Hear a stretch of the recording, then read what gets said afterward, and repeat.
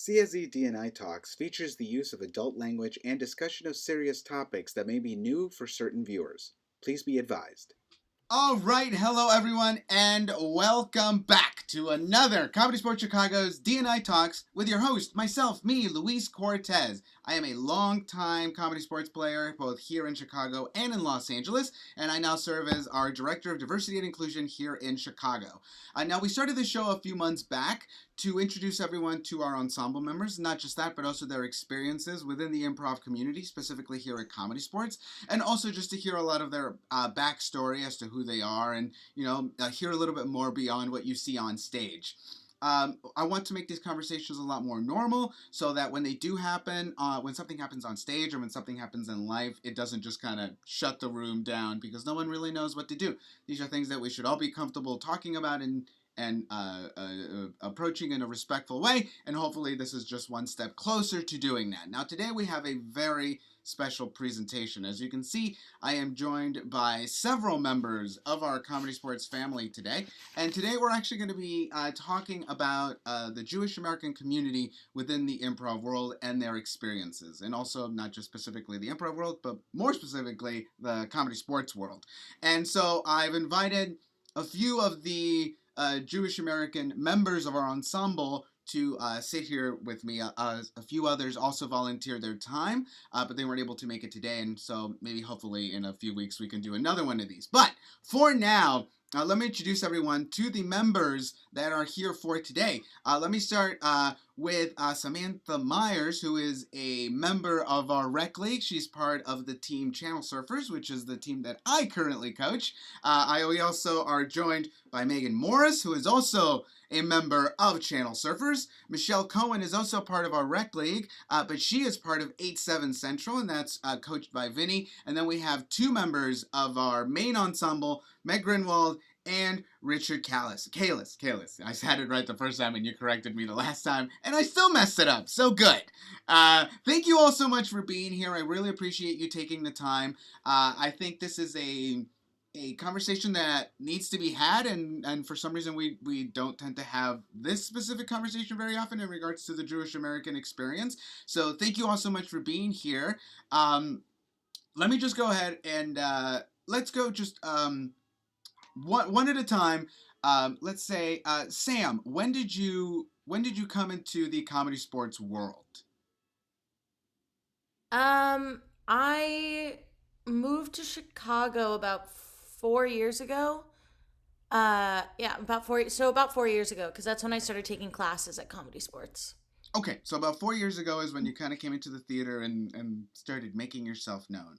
Let's say Richard. Richard, when did you come into the comedy sports world? God, I started doing rec league at the time. It was called house teams, and I think that was 2015. It might be, or 2016. And I did house team for a few years, and then I did minor league, and recently joined the ensemble. Okay, and Michelle, when did you enter the comedy sports world? You are muted. I'm muted. I entered the comedy sports world pretty recently. I started with Rec League this past fall, actually, and shout out to Comedy Sports for being awesome about making a second day of auditions when the first day was on a Jewish holiday. So that was my first experience, and right away I was just like, okay, these are awesome people. I was thrilled to get in and thrilled to stay involved. I'm going to come back to that because I was actually unaware that had happened, and if I was, I forgot. So I want to talk about that. But let's move along, and let's now we come to the Megs. Let's start with Meg G. Yes, I have been with Comedy Sports. I joined the ensemble in 2012, but I was on what was called Genesis League the summer before. We've had lots of different names of what these leagues have been, but I joined the ensemble in 2012. And Megan, when did you come into the theater? I feel like a couple months before the pandemic, probably. Okay, so it's still rather new. And so, did you ever actually get to step into the theater? So yes, you did go into the theater. All right.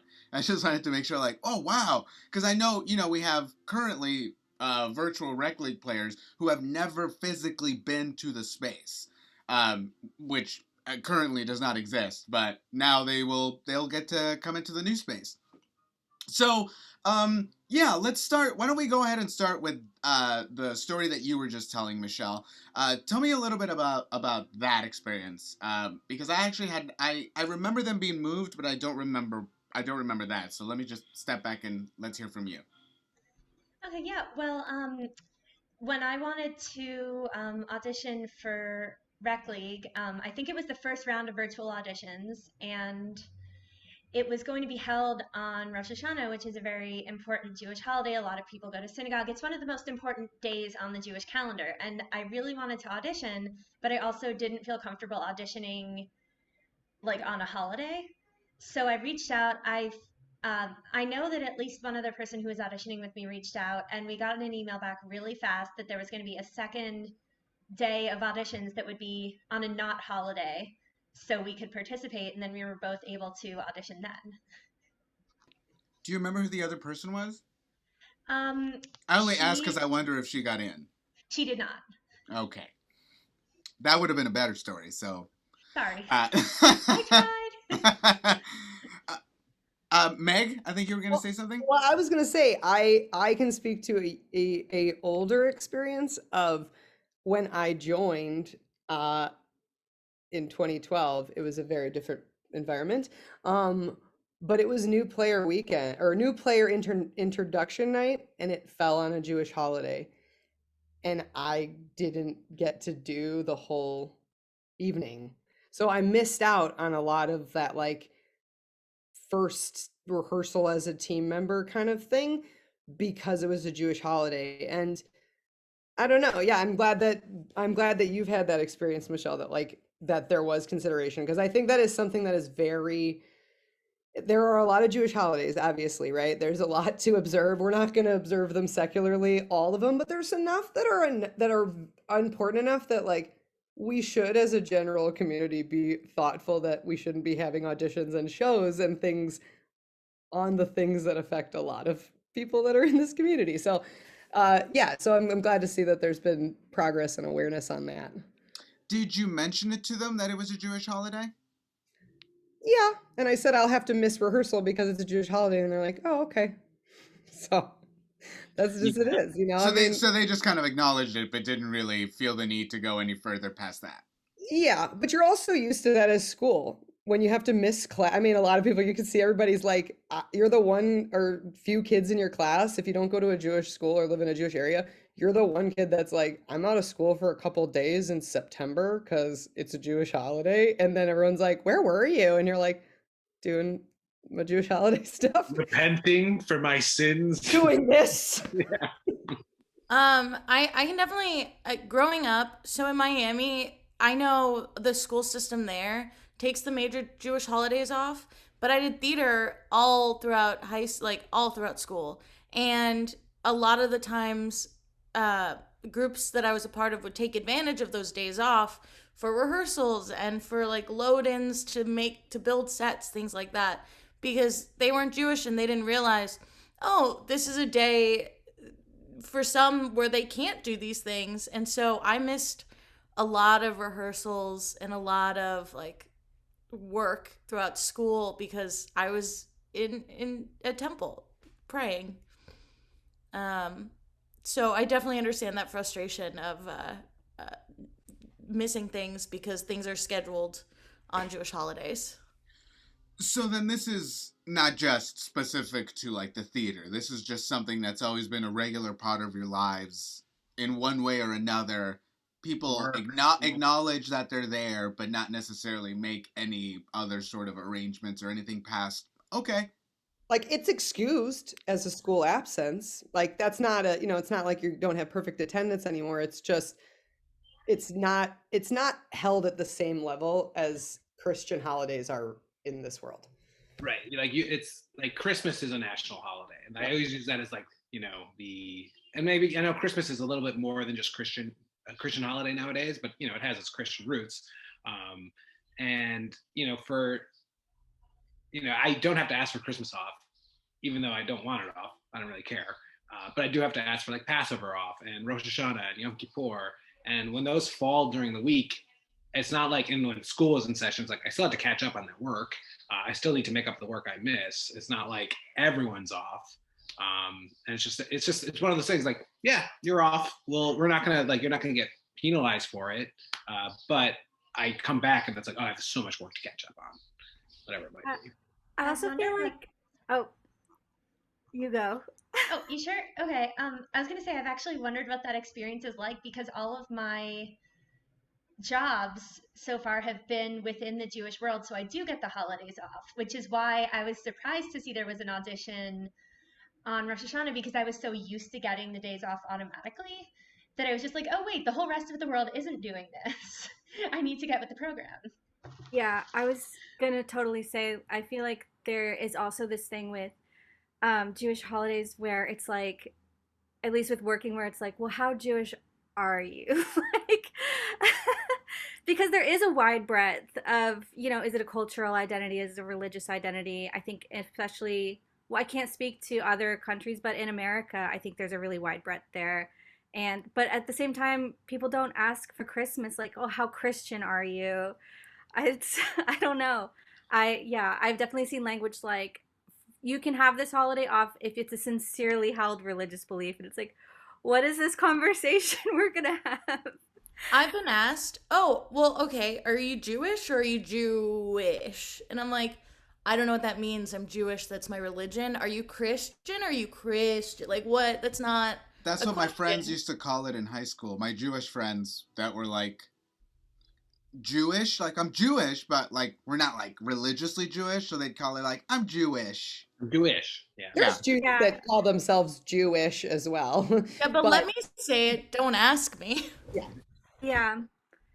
Right. I mean, like, I am not like a deeply religious person, and I have uncles who are both Hasidic rabbis, so it's like a very, and like, do I have to talk about that with like employers? Um, it's definitely a breadth. I've heard the expression like, be a Jew, don't be Jewish, and I'm like, okay, I don't know. It's What does that even mean? Yeah, is that a I have thing? no idea. they're like, don't be waffly about, like, be all in. You've never heard that? Is I that? haven't. No. Yeah. My first job out of college, I took off for Rosh Hashanah and Yom Kippur, and then there's a holiday that's like right after that called Sukkot, which theoretically is like as important as Passover is, but it falls right after these holidays. So people who work in a secular world either have to choose, like, do I want to take off another 4 days of work after taking off 3, or do I suck it up and work? And I decided to go in and work. And if you choose to celebrate that holiday, and I had a coworker of mine who wasn't Jewish was like, oh, so you'll take off for those holidays, but not this one? And in my head, I'm like, I'm damned if I do, damned if I don't. If I take off, then you guys are gonna think I'm taking off 7 days too much. If I come in, it's like, oh, did you really need to take those first days off? And I just felt I didn't know how to respond. I just said, well, I'm here to work, so I'll do that. And I was like 22 at the time, so I was just like, what do I even say? And our Jewish holidays. It was a different department. It wasn't my boss, but it was like someone else's boss. So I was just like, okay. Well, and Jewish holidays are like lengthy. They're like a week all the time. And so, there's certain holidays where you're really observant in the first couple days, and then it's obviously like the rest of the week we're gonna live. But there's some where it's like no, this is how, it's like if you're a really religious person, your Passover house is a spaceship for a week because you've wrapped it in aluminum foil. Everything is totally different. You're living a different life. And you laugh, but that's true. People put down aluminum foil. I just never heard it called a spaceship before. That's what I'm calling it because that's what it looks like. I mean, my parents wrapped their kitchen in aluminum foil on Passover. But like that is a change. So I work for a game company, and we would do game nights, recently in the pandemic, and we have some that require people to get food. And I let my coworkers know, like, by the way, this might be difficult for some of your players if they're Jewish because they're not dealing with the same kitchen that we normally deal with. And while we might have kosher for Passover stuff, we're not going to have everything because not everybody buys every little thing for kosher for Passover. but some people do. So, just awareing that like these are things that go on and having to explain that people have cleaned out their entire house and scrubbed and wrapped it like a spaceship because that is something that we do for a week. Yeah. Like that's hard to explain to people unless you go into the house and you see it. People are like, huh? And even Like, when they see it, it's like kind of like, why is there tinfoil everywhere? well, You know, Maya Bialik had it on her Instagram like a couple years ago because she's a religious Jew and she was showing off her kitchen and she's very, open about her Judaism. But like, other than that, you would be like, what is going on for this holiday? I do find it kind of funny sometimes to describe Jewish holidays to non-Jewish people because it makes sense to me, but I think probably you can do this with any religion, honestly. It's like, well, this is the belief, and they're like, I'm sorry, you shake a tree and a lemon? It's like, yeah, that's how you celebrate Sukkot. It's a harvest festival. We're Exactly. celebrating the I harvest. mean- Yeah, I love the Facebook memes that go around about trying to explain Jewish holidays in the weirdest way possible. Those always make me laugh. So to explain to you, Luis, Sukkot is this sort of like hut holiday. Okay. It's sort of like a harvest holiday. You are meant to set up this a roof that has branches you can see through to the stars, and it's supposed to have 3 sides, but one side's open. So you're supposed to eat all your meals. You're supposed to sleep. It's like one of my favorite holidays. It's a really cool holiday. It's also in like that prime like end of summer, beginning of light fall. It's perfect. But you're supposed to shake this thing called an etrog and a lulav, which look almost like the palms for Easter. But you shake, and the etrog looks like a giant lemon, and you're like in the corners. And honestly, if you were like, you learn it as a kid, you learn the prayer, but you're also like, what is this about? Yeah. How long is Tu B'Shvat? Is Tu B'Shvat just a day? It's one day. Okay. That's about trees. Yeah. Okay. Yeah, I know that one. It's the tree's birthday, and also there's like. Oh, it's their 4 Jewish- birthday? I thought it was like Tree New Year's. It is. So it's actually there's like 4 New Years on a Jewish calendar, and Okay. Jewish Shvat is one of the New Years for like the trees and plants. And that's Tu B'Shvat. Yeah. Okay. Yeah, it literally takes place it literally translates to the 16th of Shvat, which is Yeah. a Hebrew calendar month. So it's like this is the holiday, it's the name of the day. It's like Not to be confused with Tisha B'Av, which is Right. the destruction of the temples, which is a far less cheerful holiday. You know what this is reminding me of is that Jewish holidays are on a completely different calendar than the Yes, secular that's right. holidays. So it's like Christmas is always going to be on December 25th, but you have no idea when the Jewish holidays are going to be, especially because instead of like the leap years are run very strangely. It's like they add on an extra month, so things get really screwed up, and then sometimes you don't even know what month a holiday is going to be in. So it can make planning for things very complicated, or also like, I don't know, maybe if you're trying to tell people, it could be weird for like, oh, wasn't that in the summer last year? Like, why is it in September now? Like that could be. Yeah, like sometimes Easter and Passover coordinate and sometimes they don't.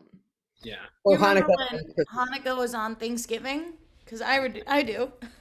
I remember Hanukkah. Hanukkah fell on Thanksgiving, and my work office, Hanukkah was over, and then they started dressing up the office for the holiday season. And they put all this Christmas stuff up, and then they had like a few menorahs. I'm like, you don't need the menorahs. It's We already over. did it.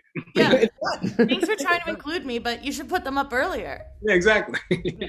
If you really cared, you would have known. Yeah. Exactly. Well, it's interesting because it really does vary, and people always, friends that are like, I want to care and I want to be involved in your life. They're like, when's this holiday? Isn't that coming up? And I'm like, I have no idea. Thank you for reminding me. I should look because it's not the same time. Yeah, it's pretty wild. Back in LA, my friend Andy Goldblatt, who used to do Comedy Sports LA with me, she's the one who taught me about Tu B'Shvat. So still to this day, she'll text me, "Happy Tu B'Shvat," and I'm like, "Oh, has it been a year already?" Like, Sometimes no, but yeah.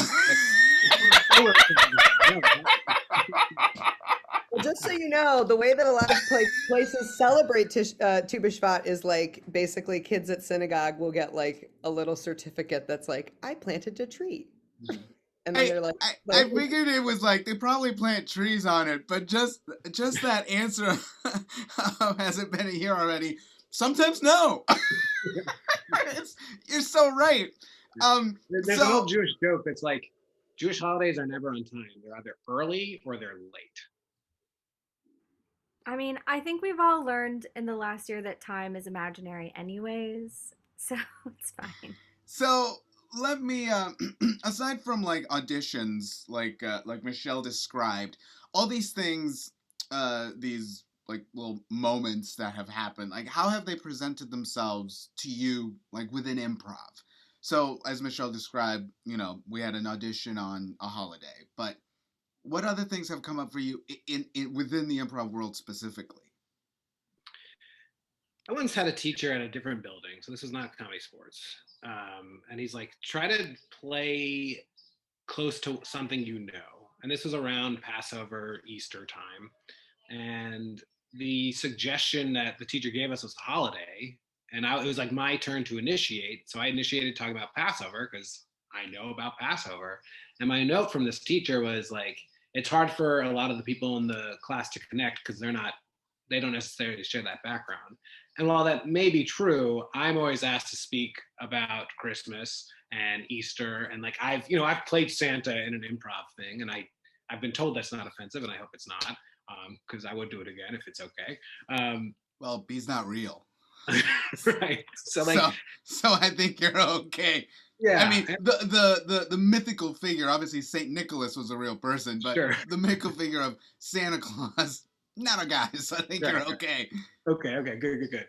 And I guess in my head, like I would love to explore, the fun details of like what an improv Passover Seder might look like, just like we look at like what a Christmas morning looks like in an improv scene. And I personally don't think it would be offensive, and I can't speak for everyone. But I think it would be fun to be like, even if I have to kind of be the leader of the scene, or allow you guys to be like, oh, is that what you think it is? Cool, let's keep going. And I think that would be fun, both as a performer and as an audience member. I've noticed, at least that teacher didn't make me feel very welcome. And then I also, from then on, was like nervous, like, well, should I bring up Jewish stuff? Like, is this something that I'll get a yes and from my teammates, either because A, they don't want to be offensive, or B, they don't know enough, or assumedly so, they don't know enough and then can't yes and like they would want to. But I don't know, on the other side, I've had to yes and things that I don't really know, and I think it's turned out okay.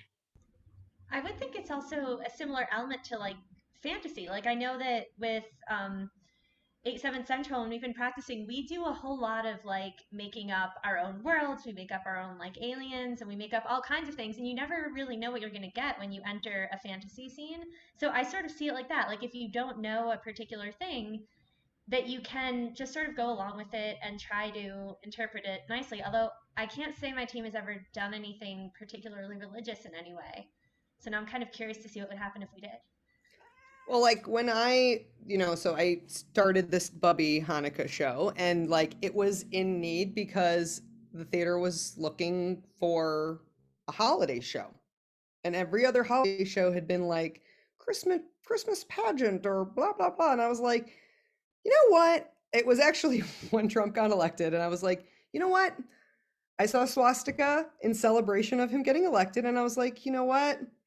This is something my mom feared, of like my mom was born in 49, on that tail end of like the still like that still kind of hating of Jews in that 50s 60s life. And so when that sort of, I've always been very aware of that consciousness for her. So when I saw that there was a swastika in celebration of his winning, I was like, you know what? We need to do a Hanukkah show, because Hanukkah is one of those holidays that you don't get to experience unless you're invited into the house. And so for me, I was like, I want this to be a show that's inclusive. So for me, while I was the forerunner of it and trying to at least have the right kind of dialogue going forward about it, I did invite people to come in without a lot of knowledge and just be a person at a party. Like, you're just a person at a Hanukkah party. You don't need to know everything about Hanukkah, and as long as you're respectful and you come into the space, like, that's what we were here for. And honestly, that is what a lot of Jewish homes are like. You come in, there is a table, there is a seat for you, there is a plate for you. There is a lot of very, family oriented warmth within the Jewish world. And I think that we don't you don't see that unless you're invited into it. And so maybe that's some of the unknown for a lot of people, because there is also a very dark past of the Jewish people that I think people are like, how do I joke about this past? And it's like, yeah, how do you how do you talk and joke with us without being disrespectful? I don't know. I can see how people struggle, but yeah, I don't know. Well, and I think because we joke about, or at least in my family, like joke about it a lot. And so that can be kind of like, well, how does someone who's that's not in their history, like, well, you guys are joking about it and cannot, like, that can feel a little dicey, I guess. And I did want to say, I did have this experience one time where I don't even remember what it was, but I was making some kind of joke in between like a rehearsal type thing, and the director of different theater was like, you gotta watch it with that Jewish stuff. Is like he didn't realize that I have Jewish heritage or anything, and he's like, yeah, I used to do that, and like they really control this industry, and like they will really uh like I I mean, it sounds used to very, do that. I used to do that. yeah, no, that he like felt like that he had some derailment from making, yeah, it just made it sound very nefarious, and I was incredibly uncomfortable. Yeah, And I can see why. As he's literally doing it, he's telling you about like, oh, I used to be like that. I was like, yeah, you're not like that anymore. well, but he wasn't joking that time. Like he was like, you really gotta, I don't know, like people make those jokes about like, oh haha, Jews control the media or whatever, but like people really think that.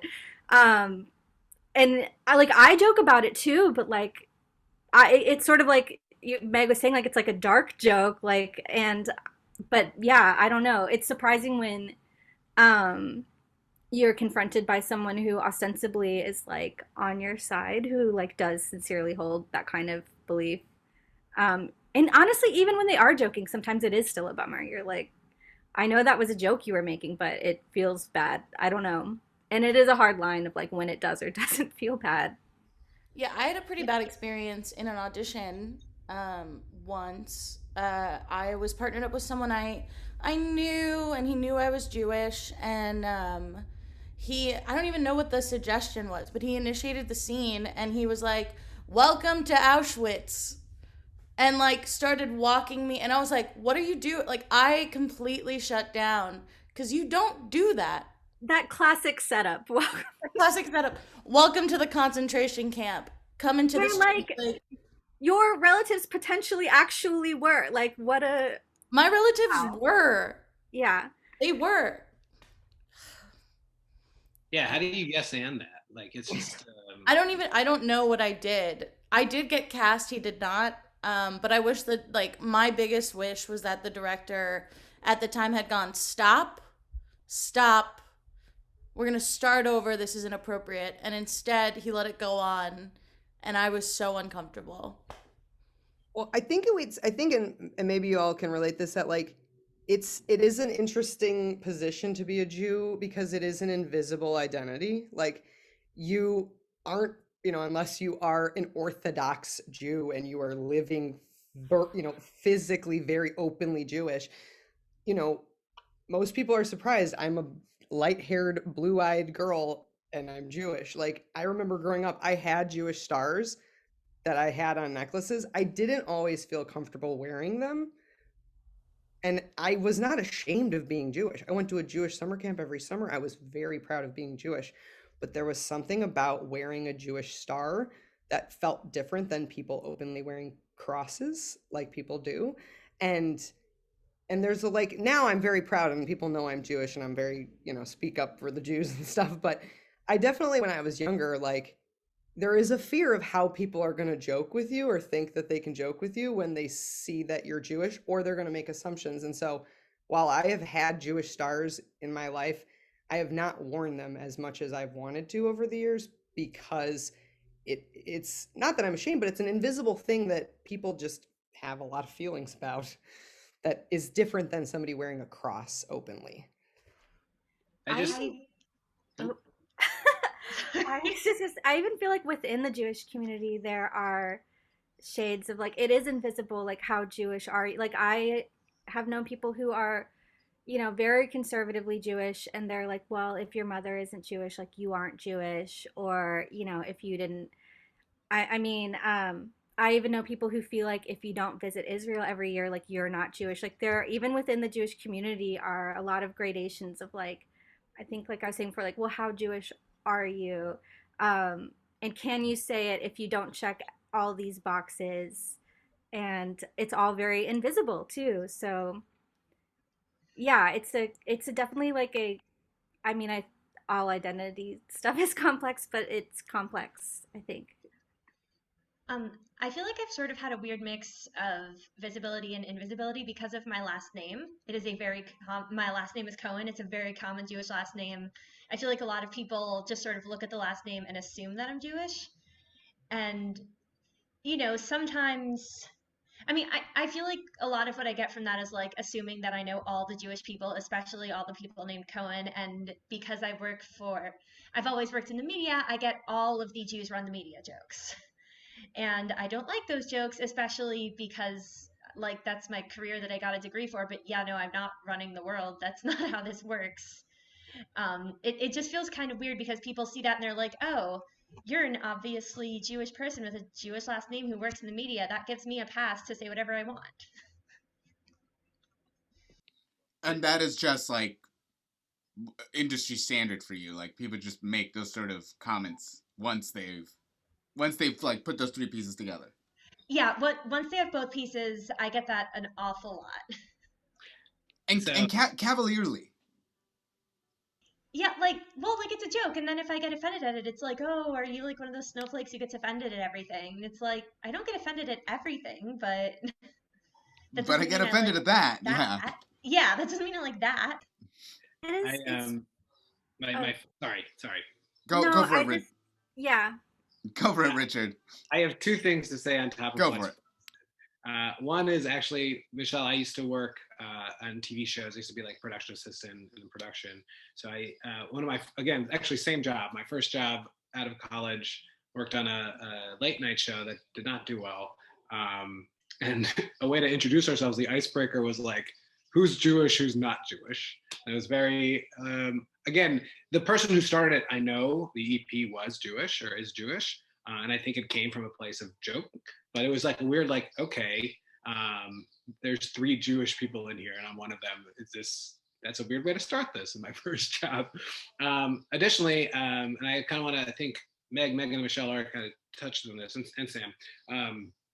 But I also think the five of us, even though there are five of us, we don't represent all of the Jews in the American world, because there are Jews of color, there are Black Jews who could probably speak a very different conversation than what we're having. There's also Jews who might be a little bit more traditionally religious, who like wouldn't even think about performing on a Friday night or Saturday because that would go against their beliefs. So I just want to point out that, again, like most minorities, we're not a monolith, and like while this is an important conversation, there are voices that are not being heard here, and I just think that should just be recognized.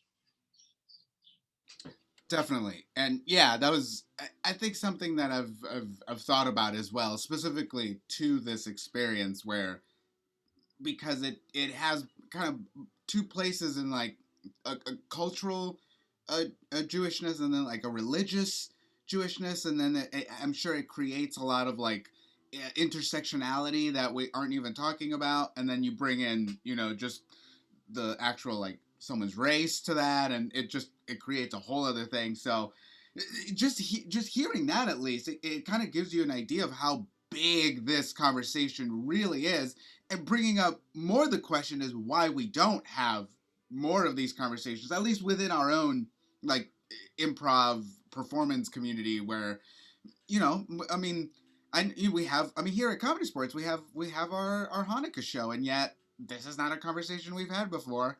So it just makes you wonder why. And I guess maybe speculation that anyone might have is like, why do you think these things don't come up? I think because I think a lot of Jews are thought of as white, and that's that. And I also think a lot of people are like, well, the Holocaust is solved. Everything's okay. And I think that's another thing that people think, and they just sort of are like, well, you're not like you're not one of the real hard up groups anymore, where there's other people that are having harder times. So, but then again, you'll see a synagogue that gets destroyed like in the same week as something else. So it's still definitely like very much here, but that would be my assumption why we don't talk about it, because I think a lot of Jews are thought of as just white people that have basically had a lot of their problems solved.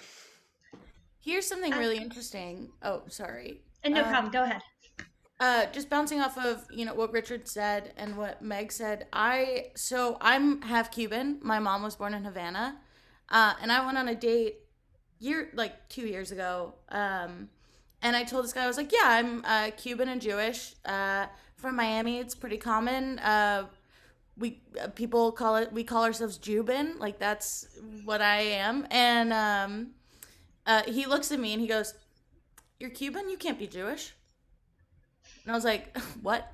And he's like, "No, you're probably Catholic or something." And I'm like, "I don't think you understand. I'm Cuban and Jewish." And he was like, "No." And then he just moved on. And I was like, what is happening? What is this conversation? So yeah, there are more than just white Jewish people out there, Your name is Samantha? I don't believe it. No. Yeah. No. Your eyes are green? No, they're not. Well, it's funny. My dad's not Jewish, but my last name sounds Jewish. And my dad grew up people harassing him thinking he was Jewish. And he's not Jewish. So my mom's Jewish. So it's like, even though my last name is not Jewish, like people will still read into it like Michelle's last name, It's like you're invisible, but then you're also very visible in some ways. Yeah, I think maybe some of the reason the conversations, at least from my perspective, don't come up as much as, like, I don't feel in any way qualified. I mean, it's funny because I joined this call, but like, to be a representative of the Jewish community, it's a huge community and it's extremely varied. And I don't know. I mean, I imagine lots of groups have the same feeling, but like, yeah, how to approach that without feeling like erasing or like I'm not the best, most true, like most Jewish representative, or I don't know, maybe that is part of it. I'm not sure. And yeah, I do think what Meg said is true too. Like, people just see it as sort of like it's fine. Like, we've moved beyond that conversation and we don't really need to attend to it. And I can. Yeah. I also think about, like, well, why do you see so many white Jews in America? I mean, a lot of Jews are Ashkenazi, and because a lot of other Jewish populations were decimated. And like, so I mean, not to say that there are other Jewish populations, and they do exist. And, the Jews in America are not representative of Jews all over the world, demographically. But I mean, yeah, I think you see a lot of Ashkenazi Jews for like reasons we shouldn't forget. Yeah, because a lot of, yeah.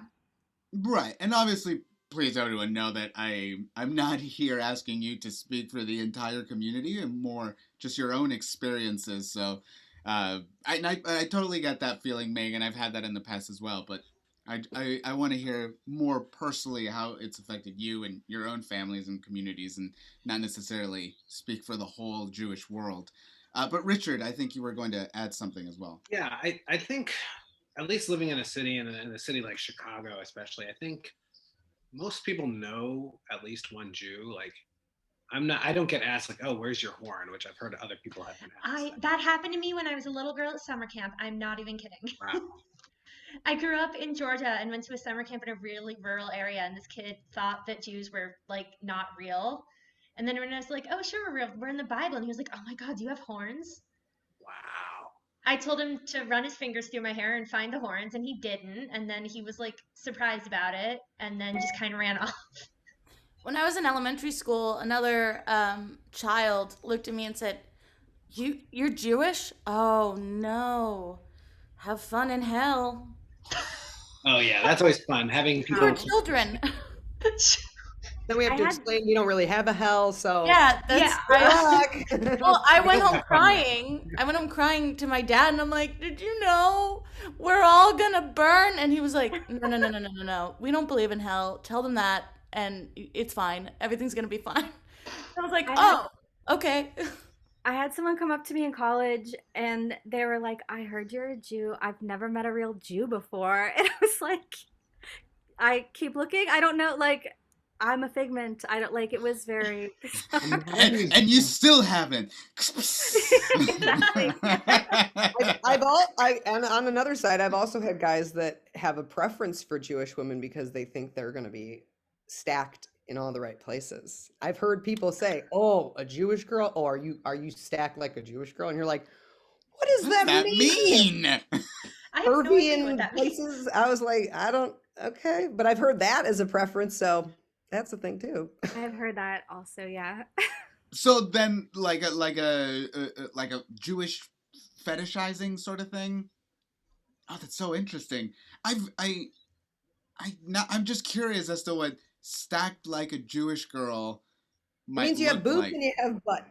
Boobs and a butt. I mean, that's just stacked. You don't have to put the specifier on it. I think stacked just means boobs and a butt. I'll just like get out my family history book of like all these women in babushkas. Like, yes, look at this, so stacked. Look at my Like long. tiny Ashkenazi, like hunched over. Yeah. Yep, so stacked. I mean, in a way, you know. I No, guess. and I get it, Oh, but just no, I I don't know. But it's you another don't have fear. to you don't have to defend it. So But these it are is the things people ask. to have that like moving on. You know, it's Yeah, the new, do you have horns? It's like, are you curved? Like, it's like, where did you get this idea from? How stacked are your horns? Well, I don't know. I never grew horns. I must be a bad Jew or something. But anyway, I actually, in high school in Georgia, I ran into a lot of people who I would be the first Jew, and they would have heard a lot of stereotypes, but some people thought that my home life was exactly like Fiddler on the Roof. And then they would just come to school and be completely surprised by modern technology. And I was like, it's like 2010. I'm not like Fiddler on the Roof, but I legitimately, like, people thought that I was, that exact family at home and like wanted to see my house. And I was like, it looks just like your house, I promise. Also, like that family went through a lot of like their children went through so many different changes, like just in that play alone, like not all of them lived the same life. Oh yeah, completely. Yeah. Like, oh, your parents must be exactly like the parents, and you're a girl, so you must have to get married. And I'm like, oh my God. Yeah. Were they waiting for you to break into song, or? Actually, one person tried to sing a part of the song at me and asked if she did it right, and I was just like, okay, I'm leaving now. I just left. So And I do like the musicals. If someone did ask me to sing it, I probably would. I was Golda in 7th grade, so, you know. okay, well, it really does run the whole spectrum. Some of you are in it, some of you don't know about it. So as you know, things are moving fast now, and things are opening up, and we're going every which way. And now that things are starting to kind of like open back up, and at some point we're all going to find ourselves back in the theaters, what are some changes that you would like to start to see, or what are some things that you would like to see going into effect? I think like what Richard said, like, I think that we should have like, settings that are holidays, like Jewish holidays. And the thing is, you're going to notice they're not that much different than all the other holidays. All it is a family scene or a group of friends. And all we're doing is putting the fact that we're celebrating a different holiday on it. So I feel like that's a small way to make sort of a move in that direction, as opposed to, and hopefully people aren't like, oh gosh, now this whole scene's about Passover. No, it's not about Passover at all. It's about Greg and him wanting to propose to Mary. Right. And it happens to be on Passover. It just happens to happen at Passover, right? One person's just eating a lot of eggs. Yeah, yeah. So just like inserting, like normalizing those types of scenes, and it's like they're not, there's nothing inherently Jewish about them except that we're just showing other people in our world in a environment that they live in, that they exist in. In I regards was to that, I'm just quick question. Would in regards to that, would you prefer, let's say for let's say someone like me to initiate a scene like that, or just follow you along when one of you initiates a scene like that? Like what I think, like I think I would be, but that thing that would stop me is I don't know if you're going to be offended if I start that scene. I See, think yeah, go ahead. sorry, I think it depends. I think it depends on how close you are with your scene partner and what you know. I mean, just in general, like, you have a check-in with your partners, being like, what's okay to do, what's okay not to do. I think if a Jewish scene partner does initiate like that, like, it's okay to just yes and it, and just know that we're gonna get your back, like you have our back. Like, we're not gonna let anything steer into anything that would be uncomfortable for anyone, including ourselves or yourself. Um, I'll say I've initiated Christmas scenes, and I think that's been okay. Granted, I know that's more a part of like American culture in general, but I think, yeah, it's something you just need to check in with your team and scene partner with, and be like, "Is this okay, or should I not touch it, but jump in when you do touch it?" Yeah, Because I think it's that fine line of like, you're just helping set the scene. It's different than Samantha's scene where it's like, here we are at Auschwitz. Like, that's a totally different scene. But if somebody's just like, hey, did we all get the matzah on the table? I think we're ready for Seder. To me, I'm going, yes, we are here for this. But the thing is, if you see somebody being like, well, I guess we're going to have a Jewish Passover now, everybody. It's sort of, are you trying to laugh at us being Jewish, or are you just trying to set us in an environment that's inclusive of other people? And I think that's really the fine line. So I think that if people wanted to try to initiate things that were more inclusive on that level, I think I personally would be very much yes anding on it. But if it feels like it's coming from a place of sickness and darkness, and you're looking for a cheap laugh, that's when I think we all are very conditioned to go, nope, we know this joke before, we've seen it, we've experienced it enough, and we've seen the undertones of little micro jokes. Like, we know the difference, I think, now, but it is hard when you're in a scene to not be a bad scene partner and go along with the shitty scene. But I think to our community, if you were trying to initiate things and just say, like, instead of gather around, we're going to open presents by the tree, it's like, hey, we're going to light the first candle tonight. That right there is just setting us in a different environment, and it has nothing to do with us being Jewish. It's just us doing an activity that happens to also be a Jewish we activity. can play dreidel and still have a conversation, a scene that's About not. cars. Yeah, Yeah. I sit here thinking about like Christmas scenes, and it's not like every Christmas scene doesn't all of a sudden be like, and here comes Jesus. It's like most Christmas scenes have nothing to do with Jesus, yet it's a religious holiday. So why does it, as soon as you would start like something with a Seder or something, it's like, oh, now this is going to be super Jewish. It's like, Yeah. why? Well, Well, even That really confused me. I like doing holiday writing challenges. I do a lot of those with just different prompts. It's kind of like improv suggestions. People just throw the prompts at you and then you write with them. And somebody really wanted to see a Hanukkah scene with certain characters, and people were confused of like, how on earth can these people celebrate Hanukkah? And like, is this going to change who they are as people? And it's like, not really. You can just have the people showing up and talking about what's for dinner and lighting a candle and spinning a dreidel. That's not gonna change who the people are or what they're talking about or something. It's just like, hey, we're gonna throw these people into a situation and see what happens. yeah, Just I like mean, any other prompt. it's not like if you're doing a scene at Starbucks, you're like, oh my God, I don't know how to make a Frappuccino. I've never worked at a Starbucks before. Like, what's the holiday flavor this month? Like, that's not. So I think, yeah, like if you have someone that you're playing with and they have that depth of knowledge, like setting them up is nice. But if you are freaking out because you're like, oh my God, I've never been to a bar mitzvah Just don't make it about like you wouldn't make your Starbucks scene about how to make the frappuccino. So like, don't necessarily try to recite your Torah portion if you've never, Yeah. been there. And But I think we're sorry, go on. no, I don't think that has to be prohibitive of like Meg was saying, like just set it there and be a person there. Like And a lot of the Christmas scenes I've been in, it's been like, okay, we're dressing, or whatever the phrase is, like we're dressing the Trimming the tree, tree. Christmas tree. We're putting popcorn on it. We're doing all that stuff, and it's like, yeah, Oh, decorating. We're decorating the decorating, Christmas tree. not dressing. That's I the don't word. know. I was like, Decorating. dressing? What? Trimming the tree.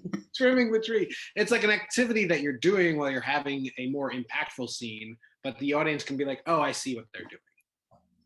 I can still spin a dreidel. I can still light a candle. I can still make matzah or whatever it might be. Like you can still talk about, this is like, in a way, Improv 101. It's like your object work does not have to be a part of the scene until we get the emotional aspect of it, and then you can use the emotions to heighten the object work that you're doing. It's like what Michelle was saying, like, just because we're doing this, all of a sudden, we're not doing Fiddler on the Roof. Like, right. just because we're making matzah, it's not like all of a sudden, like, oh, here comes Beowulf. Like, okay.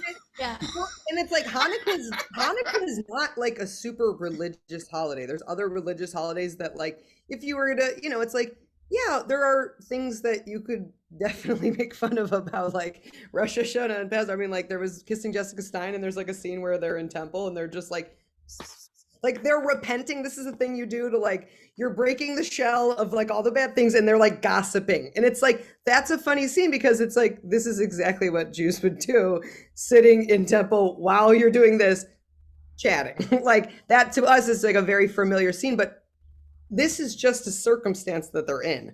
This is out of whatever else is going on. But there's just like, there's different varying of religious holidays in everybody, but for me, there's also just a lot of cultural stuff that I think the general population could embrace and explore a little bit.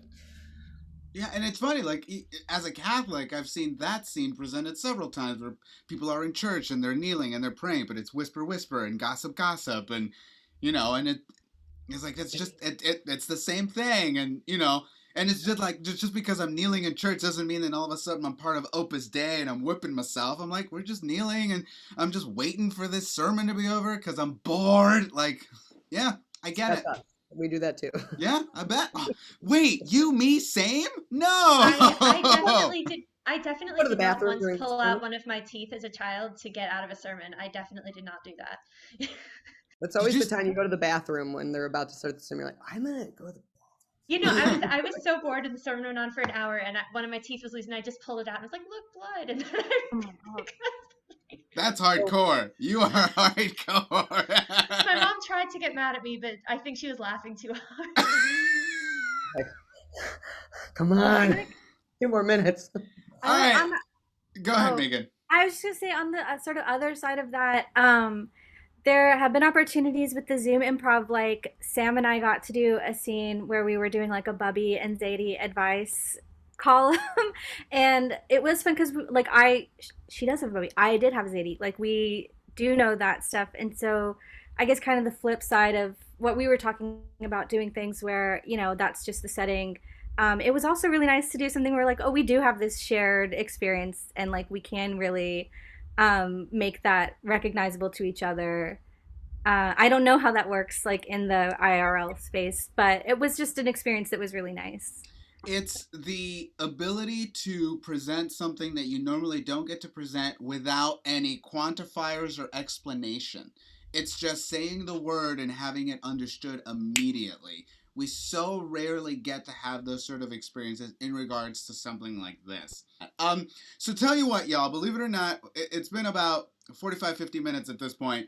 So what I would like to kind of touch upon is maybe some final thoughts. Obviously, this is the tip of the iceberg, the beginning of the conversation, and just like everyone stated in one way or another, this does not quantify the entire experience of the entire Jewish community. This is simply 5 people's experiences over the years, and we have other Jewish American members in the ensembles at Comedy Sports that hopefully we can bring in and have a conversation with them as well, so we can hear the different types of experiences that everyone has had. But maybe a final thought that you would like people to walk away with. Let's say start with Sam. Yeah. It's. I've This really does not been have put to on be the spot like your memorable moment, just Yeah, something you're no, thinking about. this is my mo. No, I'm kidding. Bring I it really, home for everyone, Sam. yeah. So no, it struck a chord with me when we were talking about doing, the holiday scenes, and just if you're nervous by doing a holiday scene because you're nervous, so you don't know things about Passover. I promise I'm not going to be offended if you ask to pass the bread. It's just be a good person. Don't be offensive to be funny. Richard? Um, my personal experience with Judaism for every holiday and even outside of holidays is that it's a religion of asking questions and learning more. You're never done learning. So I think it's okay to ask questions, obviously in a not in an offensive way, but it's okay to ask questions even during a scene. I think that's okay. I know you're told not to ask questions in improv, but I think it's okay if you feel uncomfortable. Like, hey, is it cool if I do this? Absolutely, and I think that's fine. Questions are good, especially if you want to make sure you're not being offensive. Questions are the biggest enemy of ignorance. Michelle. Um, Going back to what we were saying about Jewish scenes, I'm just going to share a quick experience I had with we had a prompt for a scene about Star Wars, and I was the only person in the scene who had seen the Star Wars movies. The other people had seen trailers and things, and we all just kind of went with it, and it was not a problem. The people were like, "Oh, these little robots are for cleaning toilets," and it was people make, you can make a choice, you can have fun with it. It's not like, "Oh, this is a topic I don't know about, I have to run away." It's cool to try to bring people into your world. Coach Vinny always says that, to like try and bring people into your world, and improv scenes are a really fun way to do that. Does he make you call him Coach Vinny? No, but I just keep switching back and forth because I can't make my mind up. I just, when you said it, I was like, oh, please tell me that. He's like, everyone, please call me Coach Vinny. It's a sign of respect. Mr. Tangerlini is my father, and he was a great man, and therefore everyone called me that. We usually call him Spinny the Vinny. Okay, I like that. There it is. Now it's out in the world. Well done. Let's go with Megan. Gosh, honestly, I just want to be like, thanks for doing this. Because I feel like it's not really considered as part of the, like, I don't know, a community to be considered. A lot of the time sort of taken for granted that we are just part of this community, and we don't necessarily talk about what that means very much, or like the ways it could affect your experiences. So I don't know. I feel like I'm supposed to have like do this going forwards, but honestly, I just think it was really nice that you put this conversation together. I just get to be the one to listen. Like y'all were the ones to open yourselves up. So thank all of you. And as I said, hopefully this is just the tip of the iceberg. So no need to have your definitive moment of brilliance right now. We will have many more conversations for that in the future. Meg? Like to, just say that to continue learning and asking questions and looking for ways to make the Jewish community, as part of everything else as we're doing here. But also just that, like, I'm really proud to be part of a theater that like has chosen to ask these questions and chosen to promote a show that has run several years, that is obviously near and dear to my heart. But like there's a lot of places that would be like, and the fact that like this theater strives for that, and that there are more and more people that are acknowledging Jewish holidays. I had so many people texting me happy Passover and happy Hanukkah this year, and it just increases over the years. So I think just recognizing, acknowledging like the things and identities that make us unique and diverse is like part of the celebration of our backgrounds. So just continue to celebrate what we all are. I think that is a fantastic place to call it.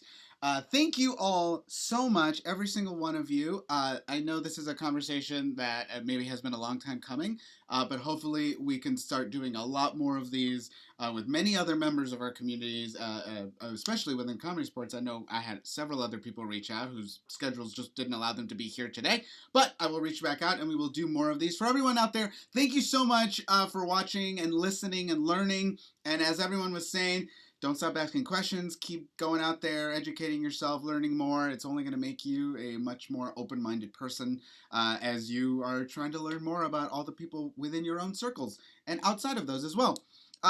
Please follow us. We are Comedy Sports. We are the Comedy Sports Network on Twitch. Please find us on Facebook. Please find us on Instagram. Please find us on Twitter. We have programming 6 days a week. So follow our website for that, czchicago.com. Thank you all so much, and we will see you next time here at Comedy Sports CSZ. D&I Talks.